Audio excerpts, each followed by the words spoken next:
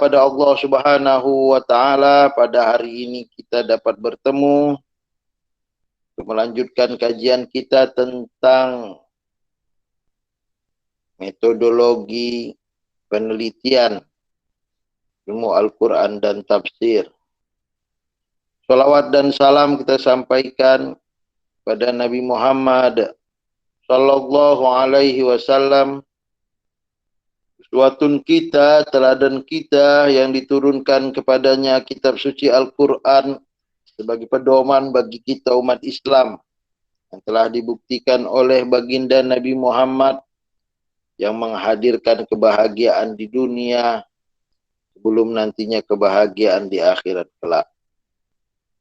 Alhamdulillah, syukur kita pada hari ini kita dapat bertemu di suasana Jumat Mubarakah. Moga-moga ilmu yang disampaikan hari ini bermanfaat, menambah kekuatan iman, cinta kita pada Al-Quran, cinta kita pada Nabi Muhammad sallallahu alaihi wasallam. Ya, kita telah membahas tentang metodologi penelitian berdasarkan Al-Quran, memahami Al-Quran. Al-Quran dipahami berdasarkan hadis sahih, periwayatan yang bersumber dari sahabat dan tabi'in. Pada hari ini judulnya agak aneh gitu ya. Nampaknya kecelakaan itu. Bagaimana metodologi penelitian tentang Al-Quran berdasarkan hadis maudhu. Memang ada itu. Tapi kalaupun hadis tak palsu ada ya, yang kita pelajari ya. Iya, mungkin hadis palsunya ada. Hadis palsu di dalam Al-Quran, dalam sahabat memahami Al-Quran ada.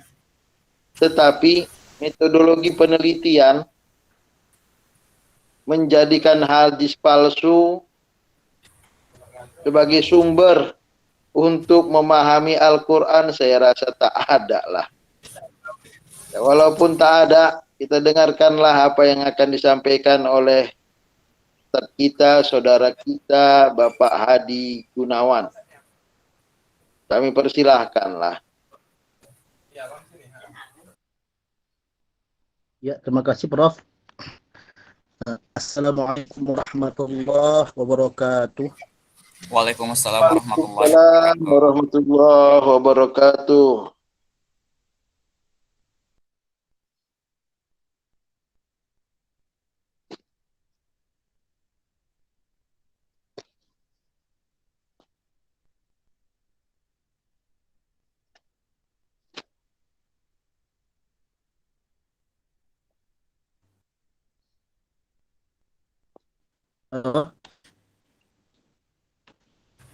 Ya, silakan Ustadz Hadi untuk share screen ya. Kami sudah mendengar. Ya, silakan minta tolong untuk SS.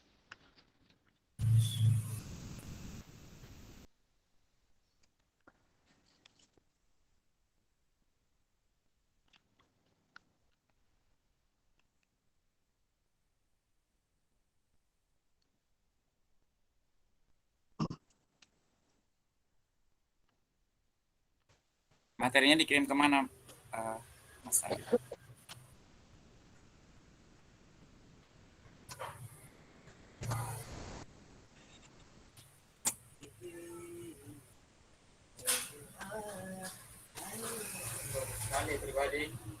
Belum keluar.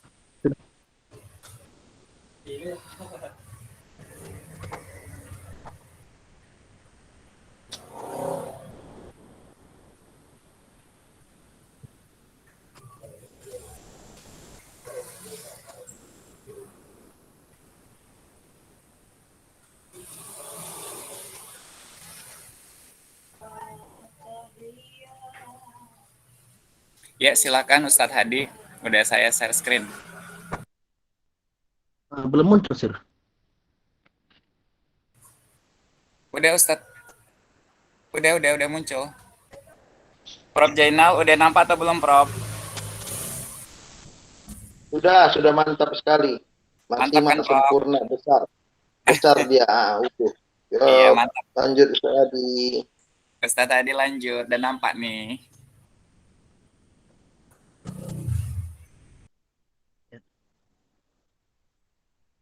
Alhamdulillah. Alhamdulillahilladzi ja'ala al-Qur'an was sunnata hujjatain lana. Thumma as-salatu wassalamu ala Rasulillahil Mustafa wa ala alihi wa ashabihi al-mustakmilin asy-syarafa. Amma ba'du. Qala Allah Ta'ala fi ayatin أعوذ بالله من الشيطان الرجيم بسم الله الرحمن الرحيم وأنزلنا إليك الذكر لتبين للناس ما نزل إليهم ولعلهم يتفكرون وقال النبي صلى الله عليه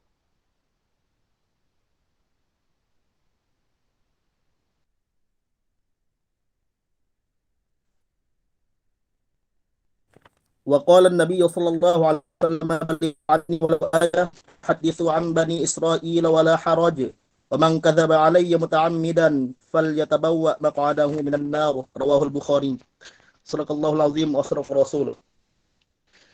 Ya, alhamdulillah pada sore hari Jumat yang berbahagia ini kita masih dapat mengikuti perkuliahan atas izin dan ridho Allah Subhanahu wa taala walaupun dalam keadaan asar ya. Asar itu perasan artinya perasan jeruk, maksudnya ada yang menafsirkan sudah berkeringatnya manusia karena aktivitas dari pagi sampai siang, namun semangat kita insya Allah masih tetap membara ya, amin. Kemudian salam hormat dan takzim saya kepada dosen pengampu mata kuliah metode penelitian ilmu Al-Quran dan tafsir Al-Ustaz Prof. Dr. Haji Zainal Arifin Zakaria MA, kemudian Al-Ustaz Dr. Haji Akhir Zain MA, dan seluruh sahabat maupun teman-teman sekalian yang juga saya hormati. Pada hari ini kita akan membahas seputar tafsir Al-Quran dengan hadis maudhu atau hadis palsu. Adapun poin yang akan kita bahas adalah yang pertama membahas definisi dari hadis palsu, kemudian sejarah muncul hadis palsu, lalu faktor-faktor penyebab munculnya hadis palsu, kemudian ciri-ciri dari hadis palsu, lalu yang terakhir adalah metode penelitian Al-Quran tafsir dengan hadis palsu. Yang pertama kita bahas apa itu definisi dari hadis palsu. Hadis palsu ataupun hadis maudhu berasal dari kata wadu'a yadhu'u wad'an wadhi'un maudhu'un, yang makna dari wadu'a itu banyak. Yang pertama adalah menggugurkan, contohnya wadu'al jinayata anhu, hakim menggugurkan hukuman bagi seseorang. Kemudian bisa makna wadu'a itu at-tarku, meninggalkan, contohnya ibilun maudhu'ah, unta yang ditinggalkan.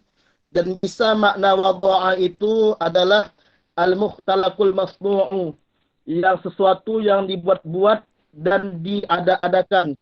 Jadi masuk pada etimologi hadis maudhu adalah makna al-mukhtalaqul masnu', yakni hadis yang dibuat-buat dan diada-adakan. Disebut juga dengan hadis makdzub, hadis yang hadis dusta, hadis mukhtalaq dan sebagainya. Adapun dari segi terminologi, hadis palsu ataupun hadis maudhu' ini adalah huwa ma nusiba ila Rasulillah sallallahu alaihi wasallam ikhtilaqan wa kizban mimma lam yaqulhu aw yaf'alhu aw yuqirrahu, yakni sesuatu yang disebahkan kepada Rasulullah sallallahu alaihi wasallam secara mengada-ngada dan dusta, yang tidak beliau sabdakan, tidak beliau kerjakan maupun tidak beliau takdirkan. Jadi hadis palsu atau hadis maudhu ini ada pendapat ulama yang mengatakan hadis maudhu ini bagian dari hadis dhaif. Hadis dhaif tingkatan yang paling rendah.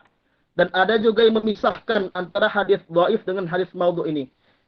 Untuk penjelasan lebih lanjutnya nanti bisa kita tanya Prof. Kemudian sejarah munculnya hadis maudhu ini. Sejarah munculnya hadis maudhu, pemalsuan dalam tafsir itu bersamaan waktunya dengan pemalsuan dalam hadis. Kemudian diawali dengan hadirnya tokoh Yahudi yang berpura-pura masuk Islam, ya, karena pada masa Rasulullah sahabat itu Islam mulai menyebar, banyak orang-orang yang dulunya tidak Islam masuk kepada Islam berbondong-bondong, sehingga ada yang ikhlas, ada yang berpura-pura, ada pula yang munafik. Ya, termasuk tokoh Yahudi ini yang bernama Abdullah bin Saba. Nah, Abdullah bin Saba ini dengan bertopengkan cinta Ali bin Abi Thalib dan Ahlul Bait, lalu membuat hadis palsu yang berbunyi, setiap nabi itu ada penerima wasiatnya, dan penerima wasiatku adalah Ali. Ini gunanya apa? Untuk menggulingkan kekhalifahan Utsman bin Affan. Dan karena Abdullah bin Saba inilah sebab Khalifah Utsman bin Affan ini terbunuh oleh para pemberontak karena fitnah beliaulah. Yang mana Abdullah bin Saba ini memfitnah bahwasanya Khalifah Utsman bin Affan ini KKN, nepotisme.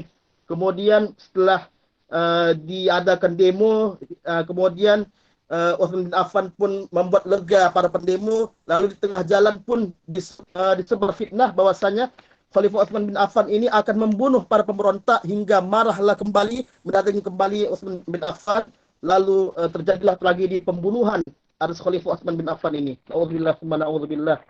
Kemudian setelah terbunuh Khalifah Utsman bin Affan, lalu muncullah kelompok orang-orang yang menuntut balas atas terbunuhnya Khalifah Utsman bin Affan. Yang salah satunya Aisyah radhiyallahu anha, Zubair dan Tolhah kalau nggak salah. Ada 3 tokoh. Kemudian terjadilah perang Waqa'atul Jamal, perang unta pada masa Khalifah Ali bin Abi Thalib. Kemudian perang Siffin antara Ali bin Abi Thalib dan Muawiyah, perang saudara. Kemudian setelah itu terjadi peristiwa Tahkim, terjadilah beberapa kelompok Islam, terpecah beberapa kelompok. Ada yang dulunya mendukung Ali, lalu keluar disebut Khawarij. Ada yang tetap setia kepada Ali disebut Syiah. Kemudian ada yang non-blok, tidak memihak, salah satunya disebut Syiah. Kemudian ada yang mendukung Muawiyah bin Abi Sufyan, dan ada yang menuntut balas atas terbunuhnya Khalifah Utsman bin Affan. Itu salah satu sejarahnya. Kemudian setelah adanya perpecahan antara umat Islam, lalu ada juga kelompok yang ingin mengembalikan manusia agar kembali membaca Al-Quran, dekat dengan Al-Quran. Kemudian dibentuklah ayat-ayat tentang Fadailul A'mal yang berisi tentang tauhid wa tarhib, motivasi maupun ancaman. Lalu timbullah orang-orang orientalis Yahudi, Majusi, Nasrani yang ingin merusak Islam dengan riwayat-riwayat maupun hadis-hadis palsu. Dan juga timbul ulama su yang mendekatkan, yang mencari muka penjilat kepada para penguasa. Itulah salah satu sejarah muncul dan berkembangnya hadis maudhu ataupun hadis palsu. Kemudian poin yang ketiga, faktor-faktor penyebab munculnya hadis palsu. Yang pertama adalah pertentangan politik dalam soal pemilihan khalifah. Halo? Sir? Halo? Halo, apakah bisa didengar? Ya, dengar. dengar. Ya, kita lanjut ya. Kemudian yang poin ketiga, faktor-faktor penyebab munculnya hadis palsu. 1, adanya pertentangan politik dalam soal pemilihan khalifah, ya, antara Khawarij, Syiah, kemudian yang lain-lainnya. Ini saling mengunggulkan golongan masing-masing dan menyerang golongan masing-masing, sehingga kelompok Syiah yang terlalu fanatik, terlalu memuja-muja Ali, membuat hadis palsu tentang Ali, tentang Ahlul Bait dan sebagainya. Adapun Khawarij, karena salah satu fatwanya adalah siapa yang berbuat dosa besar maka dia kafir, maka pihak Khawarij ini tidak suka membuat hadis palsu. Kenapa? Karena membuat hadis palsu termasuk berdusta, dan dusta itu adalah perbuatan dosa besar, dan siapa yang berbuat dosa besar itu adalah kafir menurut fatwa Khawarij. Kemudian poin yang kedua, adanya kesengajaan dari pihak lain untuk merusak ajaran Islam. Ya, seperti contohnya para orientalis ya, yang membuat riwayat palsu mengenai ayat surah An-Najm. Bismillahirrahmanirrahim. Afara'aitumul Lata wal Uzza wa manatas tsalitsatal ukhra. Ini disisipkan riwayat palsu yang mana Nabi Muhammad SAW mendapatkan wahyu dari iblis ya. Kata mereka apa? Tilkal ghorani qul ula wa an syafa'atahunna la tarujja. Itu adalah orang berhala-berhala yang ula, yang tinggi, wa an syafa'atahunna la tarujja, dan syafaat mereka itu diharapkan. Jadi seakan-akan Nabi Muhammad ini mendapatkan wahyu dari iblis, kemudian senanglah kafir Quraisy ini, ikut sujudlah bersama Nabi Muhammad SAW. Ini sungguh riwayat yang rusak. Kemudian poin yang ketiga, mempertahankan mazhab dalam masalah fikih dan masalah kalam. Contoh mazhab Abu Hanifah yang mengatakan tidak sah solat orang yang mengangkat tangan, baik takbiratul ihram maupun takbiratul intiqal. Hadisnya, hadis palsunya, man rafa'a yadayhi fi sholati fala salatalah. Barang siapa mengangkat kedua tangannya di dalam solat, tidak sah solatnya. Kemudian mazhab kalam yang mengkafirkan orang yang mengatakan bahwasanya Al-Qur'an itu makhluk dengan menolakkan hadis faman qala dzalika faqad kafara billahi al-'azim wa tuliqat minhu imra'atuhu min sa'atiha. Jadi kafir orang yang mengatakan Al-Qur'an itu makhluk, kemudian istrinya tertalak saat itu juga. Kemudian yang keempat, membangkitkan gairah beribadah untuk mendekatkan diri kepada Allah. Seperti tadi hadis-hadis fadhailul a'mal, barang siapa yang membaca surah Saba, maka nanti Nabi dan ataupun Rasul pada hari kiamat akan datang menjadi sahabat baginya serta menyelam-nyelaminya. Ini hadis maudhu', hadis palsu yang tidak ada sumbernya dari Nabi sallallahu alaihi wasallam. Kemudian yang kelima, menjilat para penguasa untuk mencari kedudukan atau hadiah. Ulama su' contohnya seperti kisah Riyad ibnu Ibrahim an-Nakhai yang mendatangi Khalifah Al-Mahdi, khalifah pada masa Abbasiyah, yang sedang bermain merpati. Kemudian beliau mengeluarkan hadis palsu, la sabaqa illa fi naslin au khuffin au hafirin ditambah au janahin. Tidak ada perlombaan kecuali dalam anak panah, ketangkasan, menunggang kuda, atau burung yang bersayap. Gunanya untuk apa? Untuk cari muka kepada Khalifah Al-Mahdi. Lalu Khalifah Al-Mahdi ini memberikan 10.000 dirham kepada Riyad bin Ibrahim an-Nakhai ini. Lalu ketika Riyad bin Ibrahim an-Nakhai berpaling, maka Khalifah Al-Mahdi berkata, aku bersaksi bahwa tengkukmu adalah tengkuk pendusta atas nama Rasulullah SAW. Kemudian Khalifah Al-Mahdi memerintahkan untuk menyembelih merpati itu. Lalu kita lanjut poin yang keempat. Ciri-ciri hadis maudhu' adapun hadis palsu. Bisa kita lihat pada sanad maupun matannya. Kalau pada sanadnya seperti rawinya pendusta, rawinya dikenal suka berdusta, tak ada satupun rawi thiqah yang meriwayatkan darinya. Kemudian adanya pengakuan dari si rawi itu tersebut. Lalu ada tidak bertemunya antara tanggal tahun wafat maupun tahun lahir antara si rawi dengan rawi yang pertama yang meriwayatkan kepadanya. Tidak ada saling bertemu. Kemudian di keadaan rawi yang mendorongnya untuk hadis yang mendorongnya untuk meriwayatkan hadis palsu tersebut. Seperti apa? Seperti tadi, seperti cari muka tadi, seperti cari nafkah dan sebagainya. Kemudian yang kedua, ciri-ciri yang terdapat pada matan. Ini bisa kita lihat seperti rusak susunan lafaznya, kemudian rusak maknanya. Seperti apa? Seperti bertentangan dengan ilmu kedokteran. Contohnya hadis palsu yang berbunyi, Al-Badhinjan syifa'un min kulli da'. Terong adalah obat bagi segala penyakit. Ini kan aneh secara makna. Kemudian bertentangan dengan ketentuan Al-Quran. Seperti contohnya seperti contohnya waladuz zina la yadkhulul jannata illa sab'ati abna. Anak zina itu tidak dapat masuk surga sampai 7 turunan. Ini bertentangan dengan ayat Al-Quran, Bismillahirrahmanirrahim, wala taziru waziratun wizra ukhra. Dan seorang yang berdosa tidak akan memikul dosa orang lain. Al-Quran surah Al-An'am ayat 164. Kemudian yang terakhir, ya, poin yang terakhir, bagaimana metode penelitian Al-Quran tafsir menggunakan hadis palsu ataupun hadis maudhu'. Ini Ustaz, kalau kira-kira salah, mohon untuk dikoreksi Ustaz maupun teman-teman sekaliannya. Yang pertama adalah dilihat dari sanadnya. Apakah sanadnya ini termasuk orang yang berdusta atau tidak. Kemudian dilihat dari matannya. Apakah matannya ini rusak maknanya secara makna maupun secara lafaz dan sebagainya. Kemudian dilihat apakah ini berisa dongeng-dongeng Israiliyat? Kemudian yang keempat, lihat apakah ini merupakan motivasi, ayat-ayat riwayat-riwayat motivasi Fadailul A'mal yang tidak ada sumbernya dari Rasulullah SAW. Demikian kurang lebihnya, saya mohon maaf, saya kembalikan kepada Al-Ustaz Prof dan kepada teman-teman sekalian. Assalamualaikum warahmatullahi wabarakatuh. Waalaikumsalam warahmatullahi wabarakatuh. Alhamdulillah, kita sudah mendengar bagaimana Al-Quran dengan hadis palsu,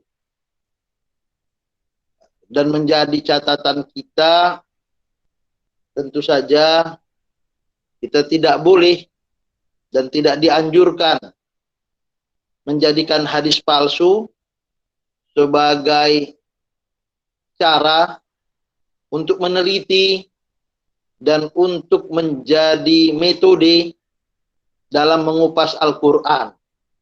Karena apa? Karena hadis palsu atau hadis maudhu ini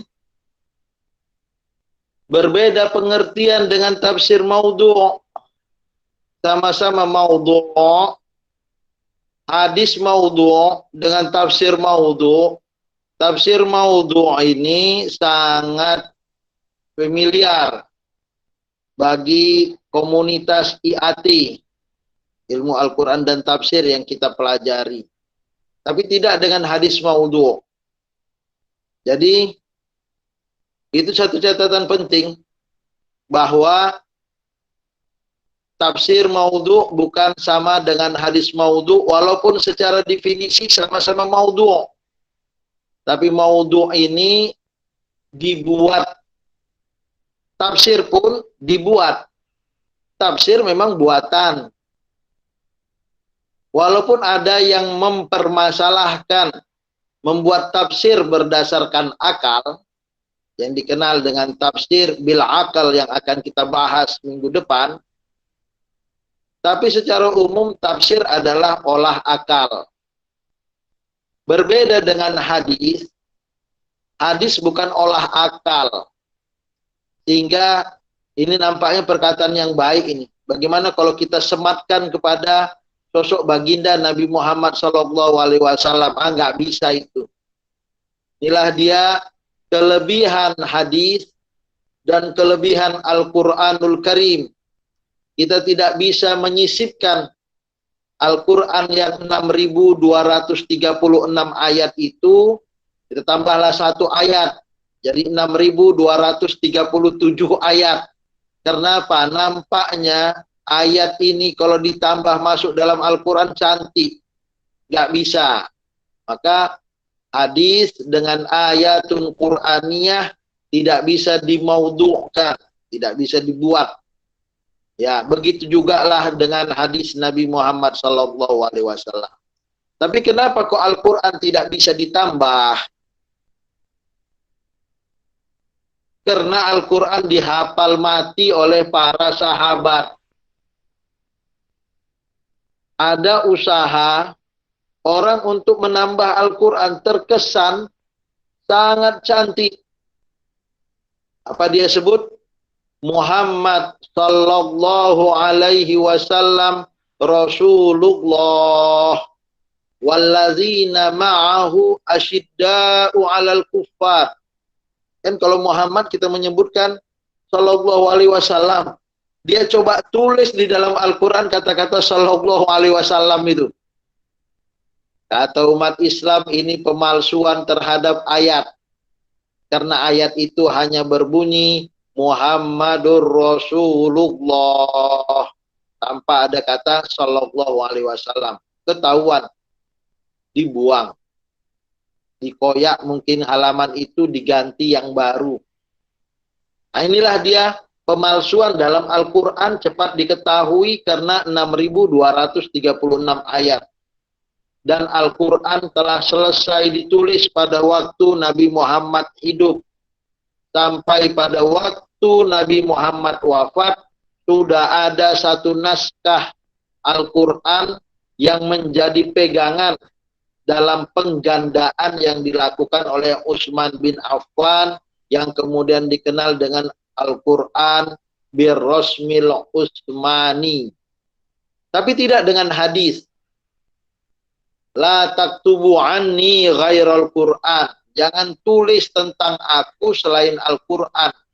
Wa man kataba anni ghairal Qur'an falyamhuhu. Barang siapa yang menulis tentangku selain Al-Quran, delete. Kecuali Abu Syibah. Uktubu li Abi Syibah, kata Nabi Muhammad, tulislah hadis dan setorkan dia kepada Abu Syibah. Artinya, ulama hadis berbeda tentang penulisan hadis tersebut. Tidak dengan Al-Quran. Sehingga hadis palsu ini muncul karena memang ada benih-benih dari Islam itu sendiri. Karena apa? Karena Al-Quran itu bersifat lafzon wa makna.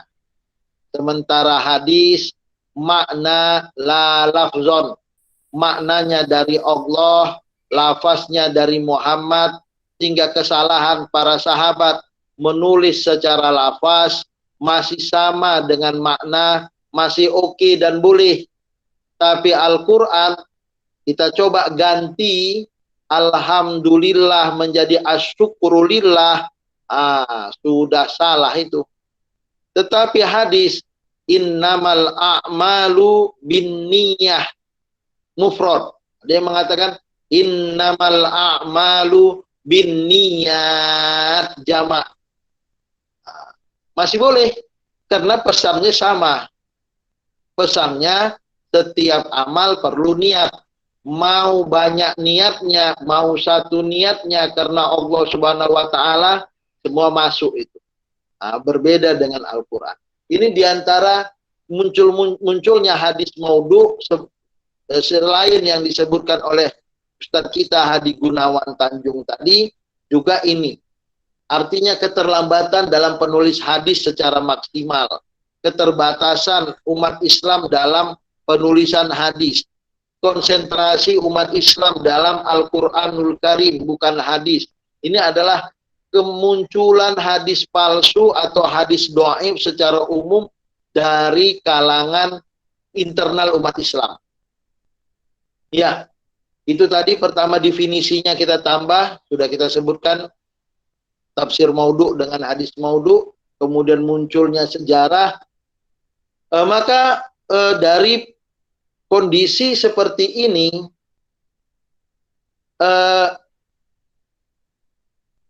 peluang para ulama untuk mentakhrij hadis itu menjadi amal yang terbuka lebar lah. Jadi takhrij hadis menjadi hal yang utama. Padahal sebenarnya takhrij ayatul Quran itu juga utama.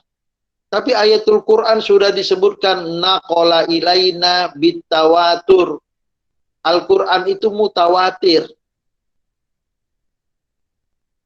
Sehingga periwayatannya sudah selesai. Walaupun ada Quran yang terkait dengan ayatun sazah, yang dikenal kemudian dengan bacaan-bacaan qiraah sazah, bacaan-bacaan yang bersifat individu, tidak mutawatir. Tapi sebenarnya perkataan qiraah sazah itu juga ada pembacanya.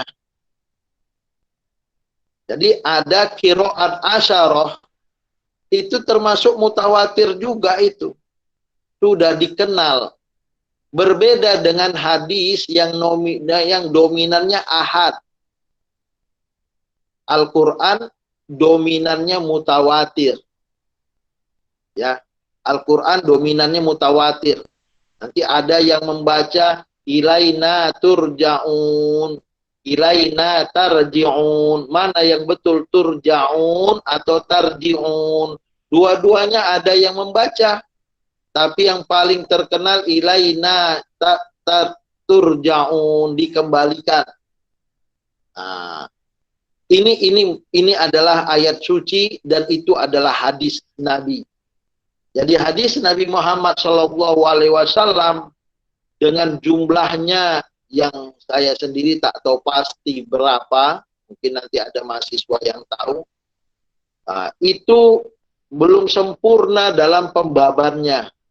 Berapa yang betul-betul mutawatir, berapa yang ahad, berapa yang masyhur, berapa yang aziz, berapa yang do'if, dan do'if ini dibagi lagi berbagai kelas, dan yang paling bawah sebagaimana tadi sudah disampaikan oleh Ustadz kita, saudara kita, paling bawah dikenal dengan hadis maudhu'.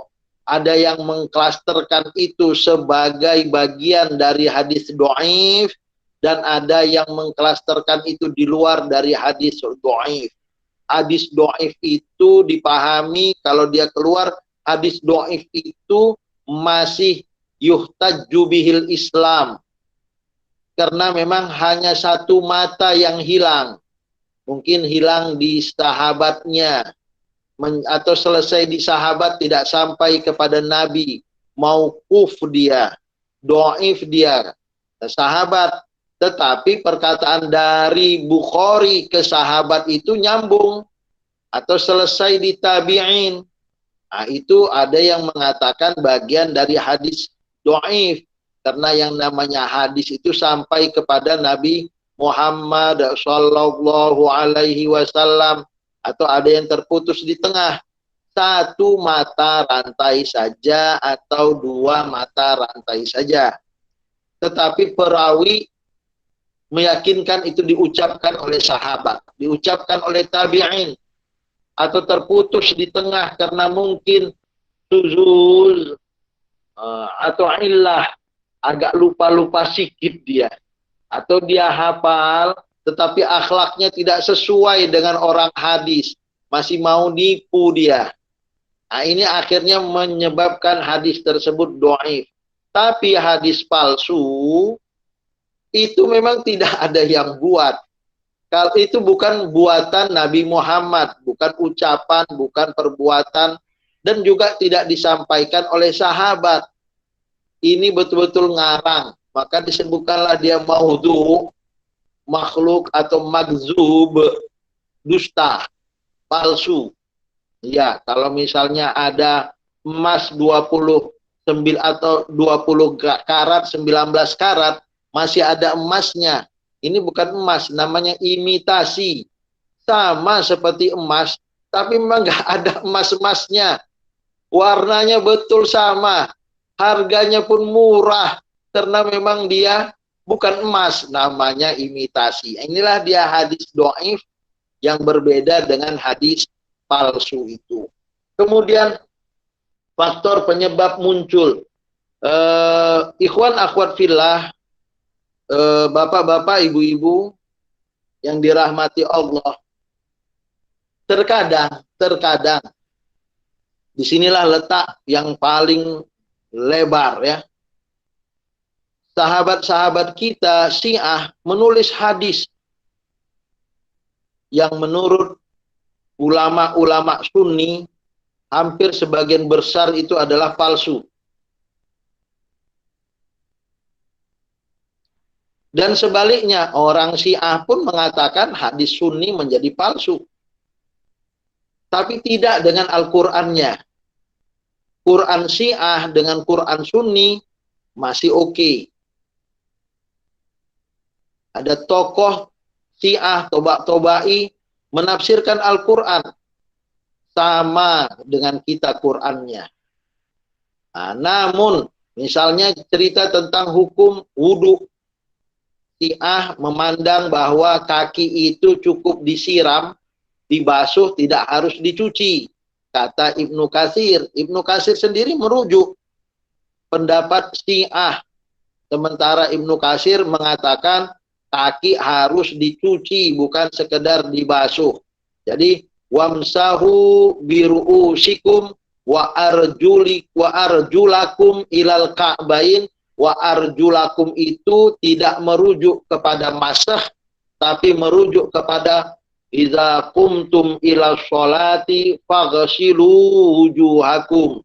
Ini pendapat dari Sunni. Ah, tetapi ketika cerita tentang hadis, maka bisa begitu kertas ketika terkait hadis ini muncul di ranah politik. Nah, ini dia faktornya. Yang menariknya, unsur politik itu sampai sekarang masih masuk. Dalam dunia Islam, Syiah dan Sunni itu dalam teori bersanding loh. Dan begitulah masyarakat Islam yang berpendidikan. Di Arab Saudi ada kampung Syiah. Di Suriah ada kampung Syiah, di Irak, di Iran ada kampung Sunni. Di Mesir ada orang Syiah, di Indonesia ada. Selama itu bagian dari Islam, perbedaan itu ya dimaklumi. Ya ini Syiah menggunakan hadis yang berbeda dengan hadis kita, sanadan wa matanan. Sanadnya beda, matannya pun beda. Nah, tapi tidak sampai saling mengkafirkan. Namun politiklah membuat ini menjadi rumit. Ada pesan sponsor bahwa berbeda dari kita harus dikafirkan. Nah, sebagaimana pesan sponsor dari Khawarij, umat Islam yang melakukan dosa besar harus dikafirkan. Pencuri kafir, penipu kafir. Jadi siapapun yang menipu, memalsukan Al-Quran, memalsukan hadis, kafir. Memalsukan hadis. Maka orang Syiah dikafirkan oleh Sunni, Sunni dikafirkan oleh Syiah.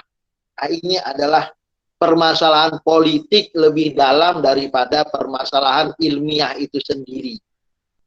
Tentu saja nggak akan kena lah standar Sunni dalam menilai hadis itu sahih jika menggunakan standar Syiah, dan sebaliknya tak akan kena standar Syiah jika untuk mengkaji kesahihan berdasarkan Sunni.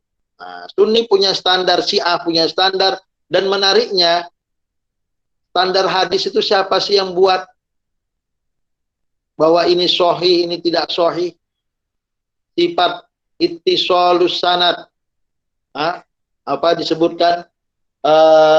Bertemunya sanad. Yang Bukhari menetapkan harus liqa. Imam Muslim mengatakan dengan mu'asyarah.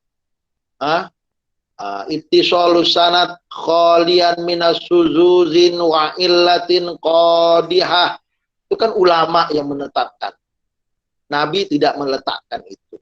Tetapi ulama yang meletakkan itu juga tidak sembarangan. Dia meletakkan itu berdasarkan pengalaman. Kapan saya harus menerima sebuah hadis dan berapa banyak saya harus membuang hadis. Nah, ini menjadi menarik. Maka kearifan ulama pada zaman dahulu yang membongkar hadis tidak semuanya harus dimasukkan, bahkan tidak semuanya harus ditulis, adalah kearifan. Ini dia tentang faktor tambahan. Ya, memang betul termasuk yang paling sering terkait dengan Al-Quran ini adalah fadhailul a'mal. Jadi ada penulis hadis fadhailul a'mal, hadis palsu mengatakan ini fadilahnya begini, begini, begini. Kemudian dia katakan, kau dengar itu dari Nabi? Enggak. Siapa yang buat itu? Saya. Kenapa kok berani kau buat? Supaya orang cinta kepada Al-Quran dan membacanya, tidak cinta kepada fikih dan mengkajinya. Karena ada pada masa itu umat di mana fikih digandrungi. Nah, sama seperti Indonesia saat ini, kajian fikih digandrungi. Atau malah yang lebih menarik, orang kaji fikih, orang kaji Quran, nuansanya tetap fikih. Begitu juga lah pemahaman kita hari ini. Kita mengkaji tafsir, tetap saja ujung-ujungnya fikih sebagaimana pertemuan kita yang lalu. Maka dia akan menjadi apa? Menjadi sempit. Maka seorang perawi hadis palsu mengatakan bahwa fadilah membaca surat ini sekian-sekian. Memang ada fadilah membaca ayat-ayat surat-surat tertentu, tapi dengan dia dilebarkannya. Hampir semua ada fadilah. Sama seperti setiap hari bulan suci Ramadan ada fadilah. Nah, itu termasuk hadis palsu lah kata orang. Ya, faktor ya, banyak faktor. Sekedar kita tahu saja. Cirinya tadi sudah disebutkan, secara sanad bagaimana dan secara matan bagaimana. Kembali kepada metode penelitian tafsir dengan hadis palsu ini maksudnya apa sih Pak Ustadz? Ya. Metode pertama ini bagaimana kita melakukan penelitian. Kita melakukan penelitian dengan metode hadis palsu. Saya rasa itu tak perlu lah ya. Ya. Jadi misalnya kita meneliti Al-Quran menggunakan hadis palsu. Untuk apa? Nah, karena maka disebutkan yang pertama ini tidak. Karena biasanya yang digunakan itu dengan pendekatan tafsir Al-Quran dengan Al-Quran, atau dengan pendekatan tafsir Al-Quran dengan hadis as-sahih, atau dengan pendekatan Al-Quran dengan akal pikiran yang disinari oleh hidayah Allah. Al-Mustanir bi hadillah. Nah, itulah dia metode penelitian terhadap Al-Quran menggunakan Al-Quran, hadis, ataupun akal. Metode penggunaan hadis palsu ya tidak dianjurkan lah. Itu yang pertama. Jadi ini kita tidak masuk ke ranah itu. Ranah kedua, kita meneliti hadis palsu itu. Nah, inilah dia. Jadi dalam kajian Al-Quran, kita meneliti hadis itu palsu atau tidak. Inilah dia namanya dikenal dengan dirosah nusus. Jadi ada tafsir Ibnu Katsir. Adakah Israiliyat di dalamnya? Adakah hadis palsu di dalamnya? Berapa banyak jumlah hadis sahih? Itulah dikenal dengan istilah dirasatut tahqiq, ya, kajian apa, tahqiq. Di tahqiq itu dia apa tuh? Haqqaqa yuhaqqiqu tahqiq. Nah, itu di Al-Azhar biasa. Ada kawan kita Sulaiman yang mendapatkan S3 dari Sudan. Apa kerjamu wahai Ustadz Sulaiman? Di Sudan sana, saya mentakhrij hadis 600 banyaknya. Nah, itu namanya dirasatut tahqiq. Al-Azhar menjadikan dirasatut tahqiq biasanya untuk meraih S2 dan S3. Jadi agak payah lah. Kita akan cari tahu ini bersambung atau tidak sanadnya. Seperti tadi disebutkan. Atau ini memang tak ada sambungannya sama sekali. Palsulah dia, ya kan? Si A tidak bertemu dengan gurunya si B, dan tak ada juga muridnya si C, tapi dia mengatakan aku belajar dari si B dan muridku si C. Nah, ini namanya palsu. Itu ditelusuri sekian banyak dengan buku utamanya diantaranya Tahzibul Kamal. Jadi itu buku riwayat tentang orang-orang hadis. Misalnya nama Ahmad bin apa, hadis itu ada. Berapa banyak nama Ahmad itu yang ketemu dengan gurunya siapa, muridnya siapa. Nah, itu namanya penelitian untuk S2 dan S3. Nah, jadi disinilah masuk metode penelitian kita, yaitu dirasatut tahqiq atau dirasah nusus.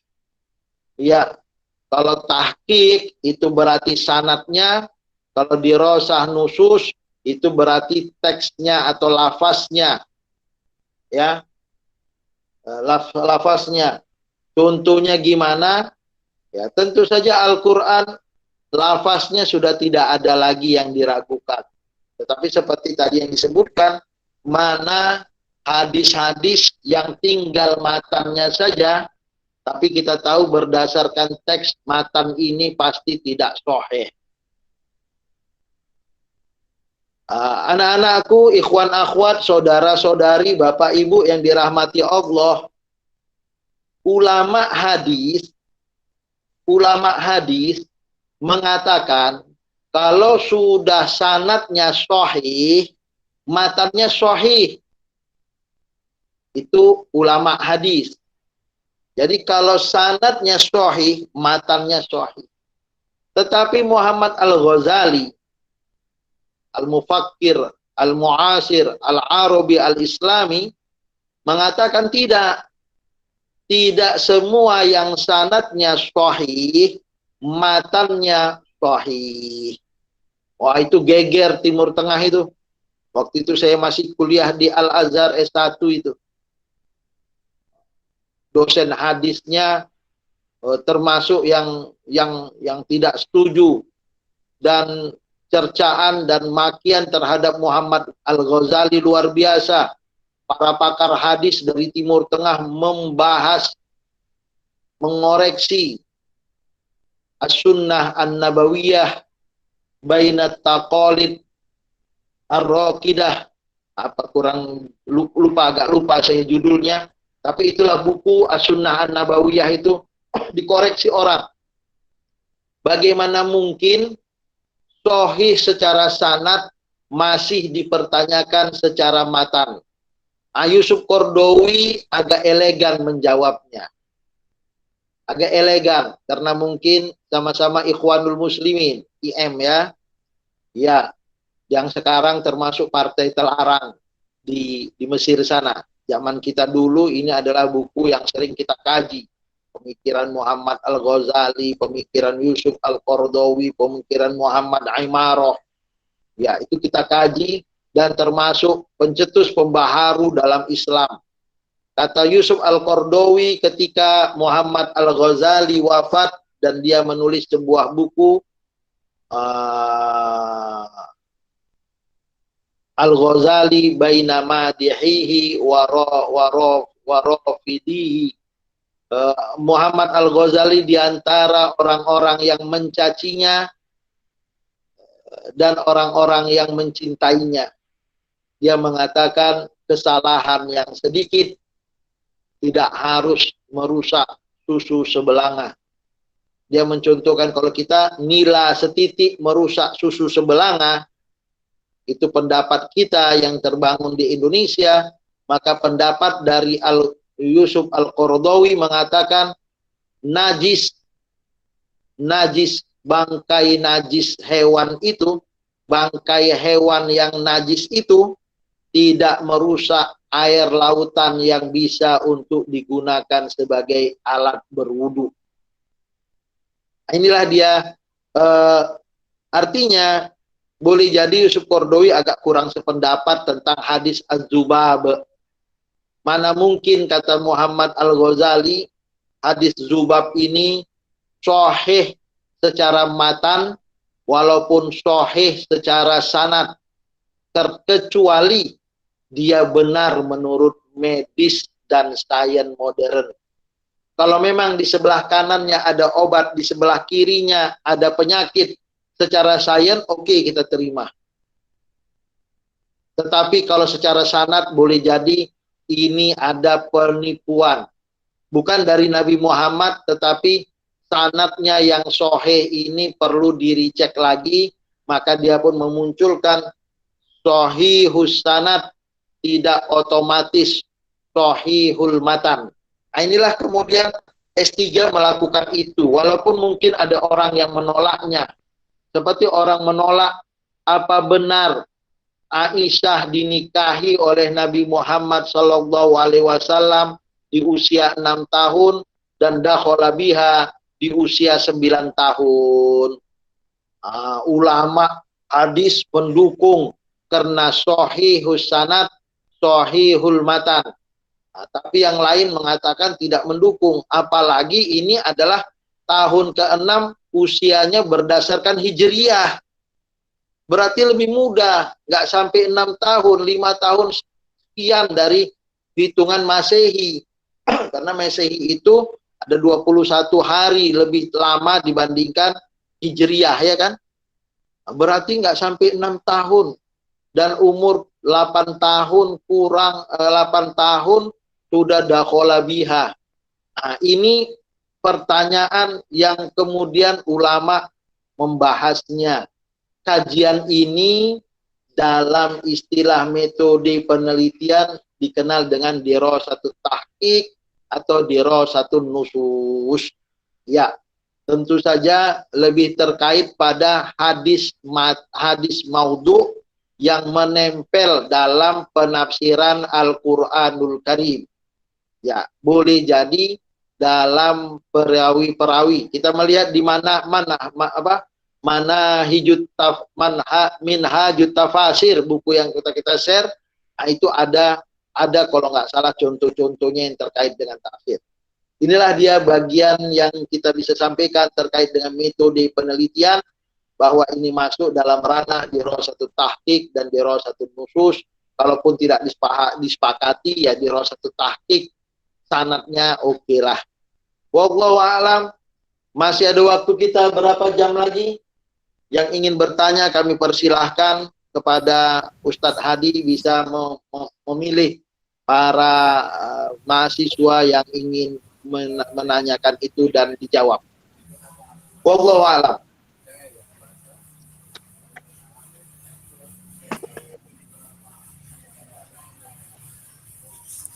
Izin bertanya atau berdiskusi Ustadz Hadi. Ya. Silakan. Yes. Terima kasih Profesor dan teman-teman. Sebenarnya agak ada yang pengen didiskusikan sih dengan Ustadz Hadi, dengan Prof juga gitu kan. Artinya memang untuk Ustadz Hadi pernah ada nggak tafsir Al-Quran dengan dengan hadis palsu? Kalau ada, memang contohnya itu seperti apa dari Ustadz Hadi sendiri gitu kan. Kalau untuk Prof, Surya ingin diskusi juga Prof. Kalau misalnya metode penelitian tafsir dengan hadis palsu ini tidak dibenarkan dalam kita menulis tesis, kira-kira apa ya Prof alasan Prof menuliskan ini di silabus kita semester ini gitu kan? Bisa saja tidak usah dimasukkan, kan kayaknya lebih baik sih, supaya kita tidak terkecoh juga. Nanti kami berpikir kalau misalnya dimasukkan ke dalam silabus kan nanti jatuhnya, oh ini boleh loh gitu, padahal sebenarnya nggak dibenarkan gitu. Jadi kira-kira apa tujuan Prof itu memasukkan materi ini di silabus kita? Terima kasih. Ya, Ustadz Hadi mungkin bisa dijawab terlebih dahulu, habis itu saya akan menjawab lanjutannya.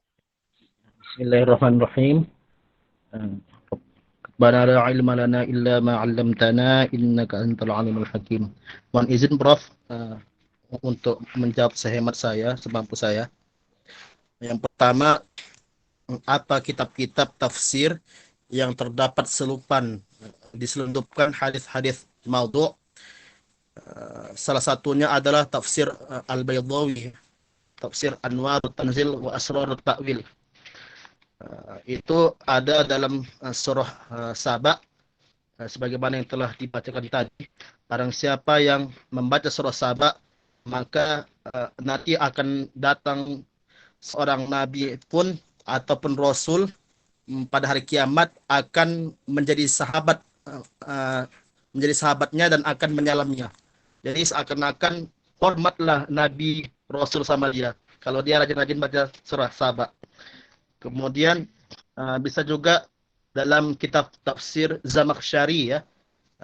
Jadi umumnya yang ada hadis-hadis maudhu itu umumnya tafsir bil ma'thur, karena tafsir bil ma'thur ini berkenaan dengan riwayat-riwayat asar-asar, sementara bukan berarti tafsir bil aqli bil ijtihadi ini tidak ada tidak ada hadis maudhu'nya, ada tapi jarang ya, lebih sering pada tafsir bil ma'thur.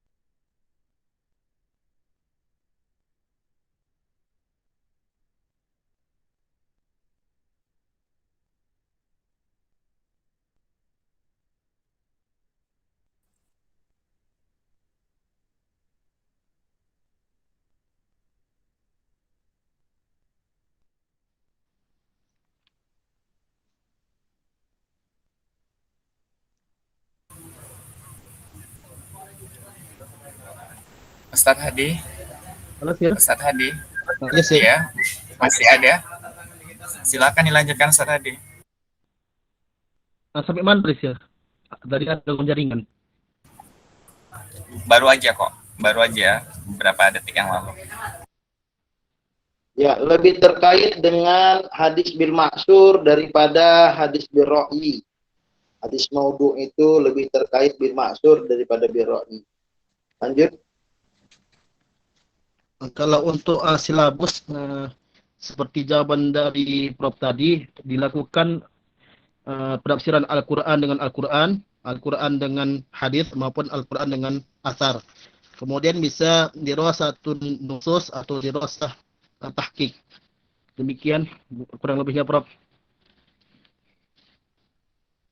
Oke, saya tambahkan atas pertanyaan yang disampaikan oleh Mr. Surya.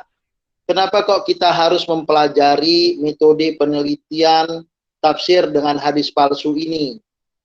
Yang pertama ada kaitannya dengan Israiliyat. Ya.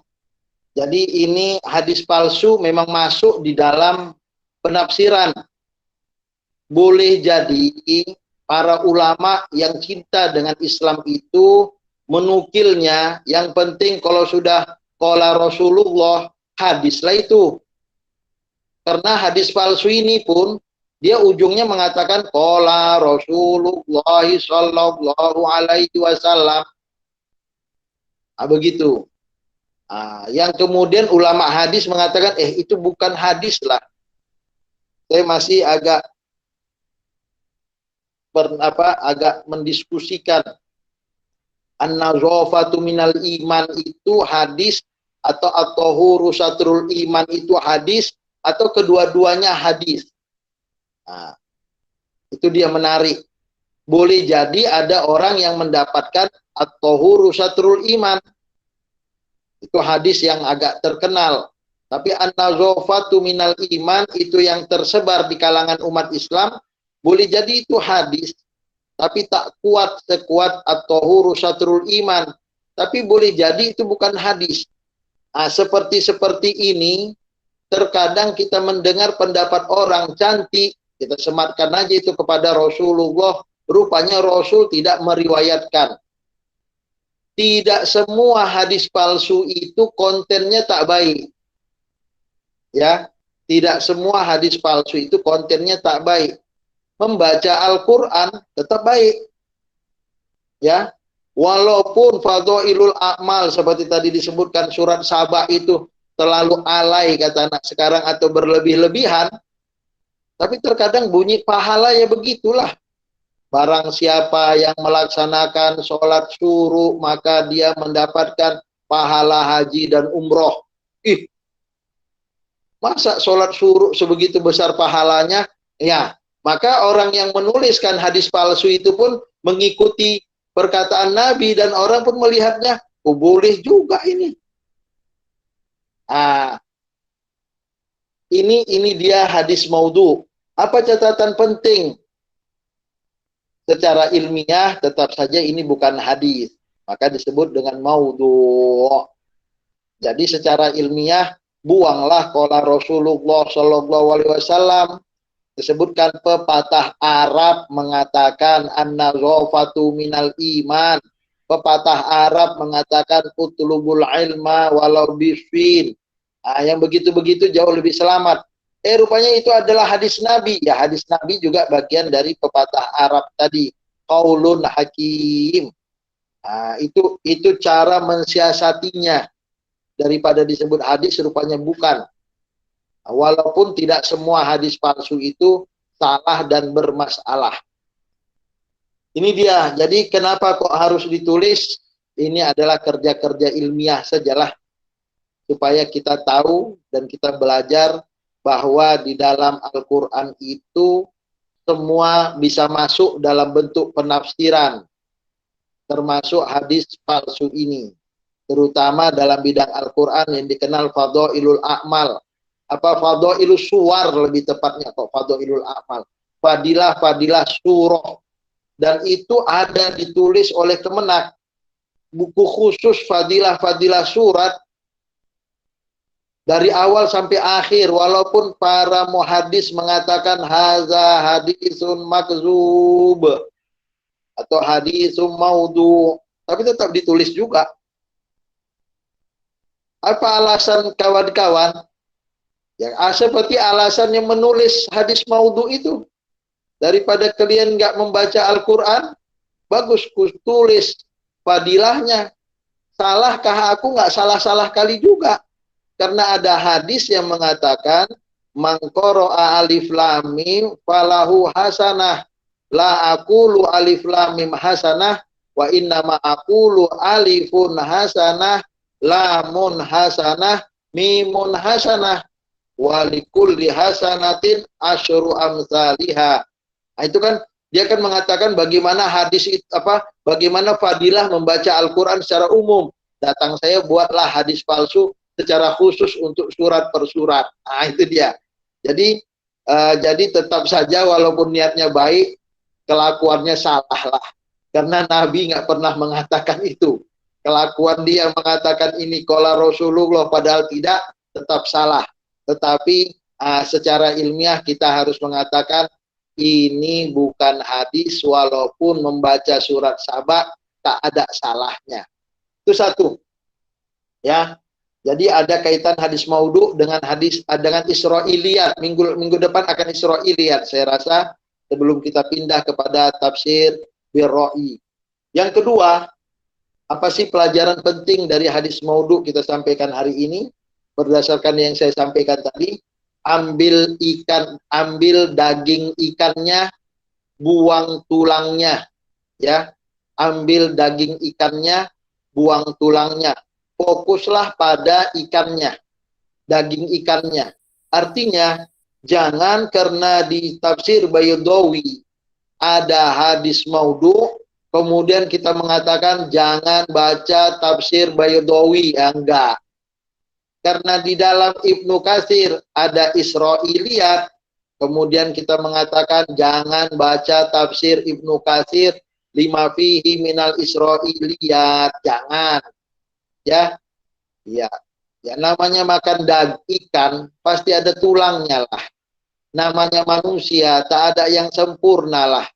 Boleh jadi ada 1-2 Israiliyat, ada 1-2 hadis maudhu, ada 1-2 tergelincir pemikiran, sebagaimana kawan-kawan kita dari Saudi begitu anti dengan Syekh Sya'rawi, terutama tentang hadis yang digunakan oleh Sya'rawi, barang siapa yang menikah dengan keluarga maka akan terjadi anaknya cacat. Kemudian Sya'rawi ini dikatakan jangan baca tafsir Sya'rawi karena Arab Saudi biasanya mengawinkan anaknya dengan keluarga dekat. Jadi saya rasa kesalahan tergelincir 1-2 pemikiran tidak merusak kredibel orang-orang baik yang kita kenal dengan ulama, yang kita kenal dengan mufakirin, dengan kita kenal dengan istilah mufassirin atau muhaddisin.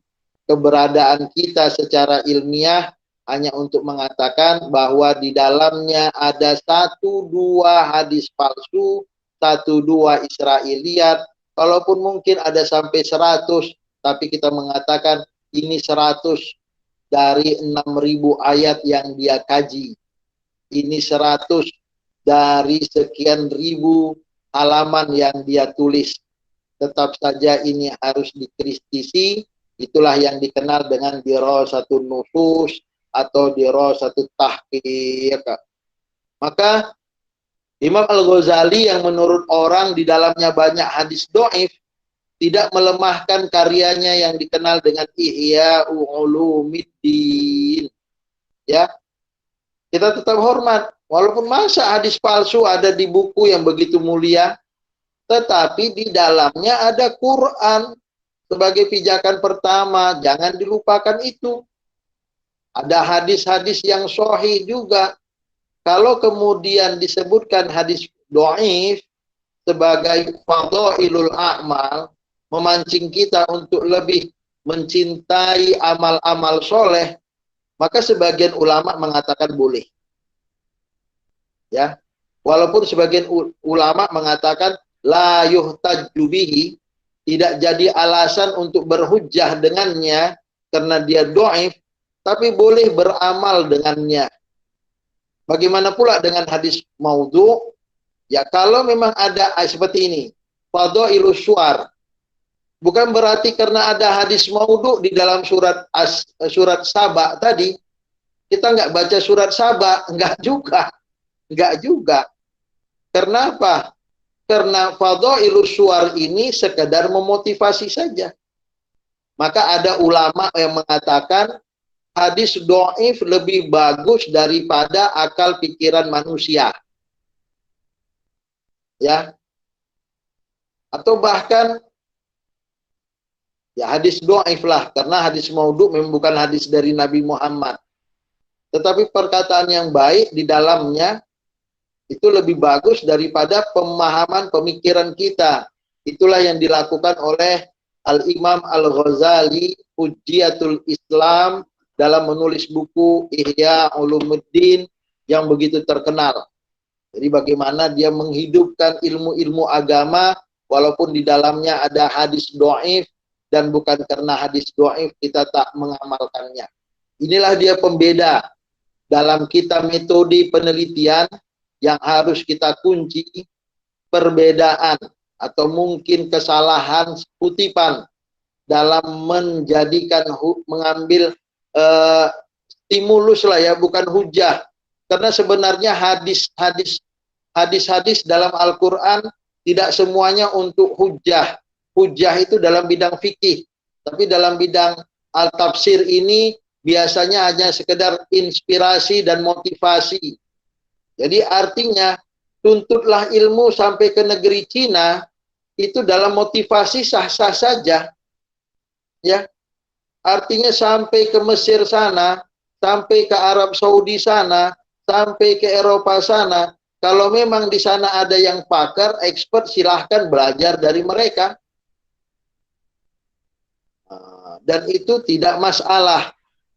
Tidak belajar agama ke bukan yang pakar di bidang agama, tidak belajar sains di bukan yang di bidang yang di orang yang tidak pakar di bidang sains. Begitu saja Islam menilainya. Apa? Innallaha yuhibbu 'abdan idza 'amila 'amalan an yudqinah. Allah suka kepada hamba kalau kerja jadi profesional.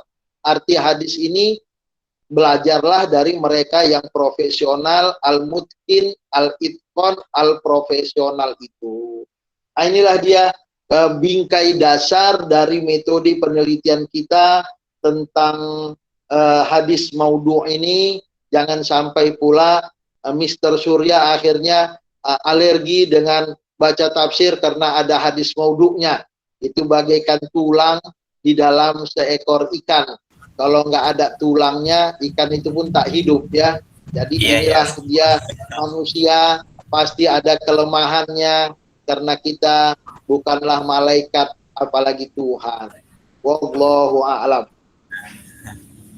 Terima kasih banyak Prof atas pencerahannya. Sekarang udah mulai terbuka wawasannya. Makasih banyak Prof dan Ustadz Hadi. Sama. Berapa menit lagi kita? Sudah selesai Prof. Oh sudah selesai. Oke, tutuplah Ustadz Hadi. Saya tutup terlebih dahulu ya. Terima kasih bagi semuanya. Kurang lebih mohon maaf. Wassalam dari saya dan terakhir closing dari Ustadz Hadi.